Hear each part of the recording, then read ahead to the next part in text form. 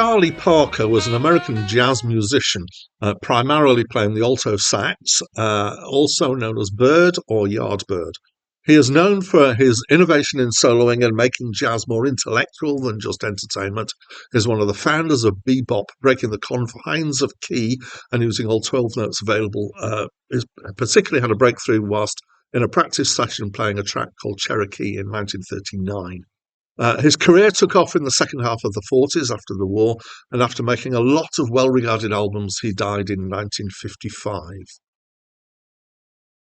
Hi, my name's Dan, and we're nearly a third of the way through this list that I'm reviewing. 3,000 of them, we're nearly 1,000 of the way through, and it's the first Charlie Parker album on this list, so that's interesting. Maybe it's just that, other stuff is just going to be better than this. It's my first time listening to it, and actually it's one of the earliest albums in the list in terms of date it was released. So there are earlier ones than this, but most of them, it starts to kick in around 1956, 1957, 55 maybe, which is about when the 12-inch LP really took hold. So this is kind of, it's 1950. It's down here as, but actually it's two albums. So believe they were both released in 1950, but one was recorded in 1949, one in 1950. There were two separate sessions, and as sometimes is the case on these acclaimed music listings.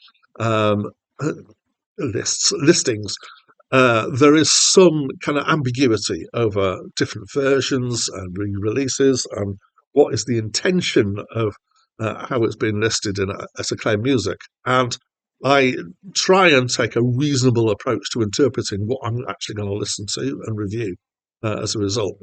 Kind of most of the time, it's not hugely important.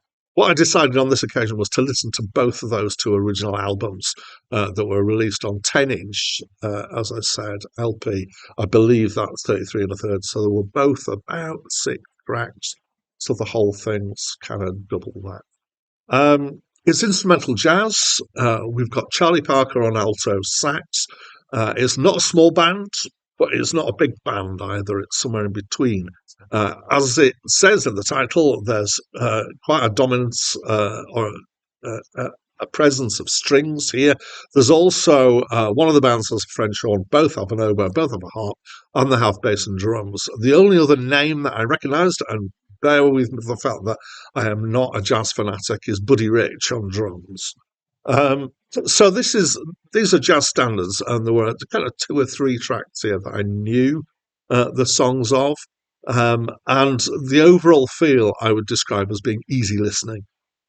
So there was in my youth, so in the 70s, if you went into a record shop which was all selling vinyl, this was pre-CDs or anything like that, and they would categorise the music in various ways to make it easier to find the sort of thing you were looking for.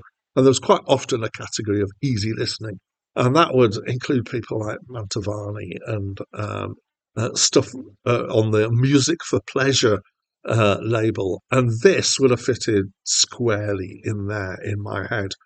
And the reason here is because it's got these strings, and the strings make it sound soupy and syrupy.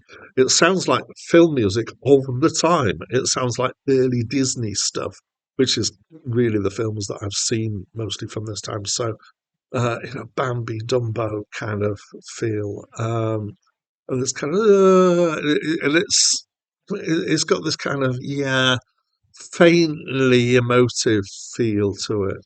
So I like Charlie Parker's playing on this. But overall, I feel like the whole thing is like it's not all at one speed, but it's all at one feel, really. And it lacks much in the way of excitement or passion. It feels like it's background music for a cafe in the sun. Even Summertime, which is one of my favourite of the jazz standards, comes across as a job to do. So we're just, going to do the job. It's a competent job, and we're going to get to the end and get paid. And that, I'm afraid, is how I feel about it. It's just too dated a sound for me, really. It feels too much like a £3 CD from a garden centre that's kind of reissued. So I'm not a great fan of this album, and I hope there is another Charlie Parker album on the list coming up later. I hope I'm going to be more impressed with that. I was reasonably fine with Charlie Parker. It's the arrangements and the backing that I don't like. So that's what I think of this album. And as always, I'd love to know what you think. So please do let me know by leaving me a comment.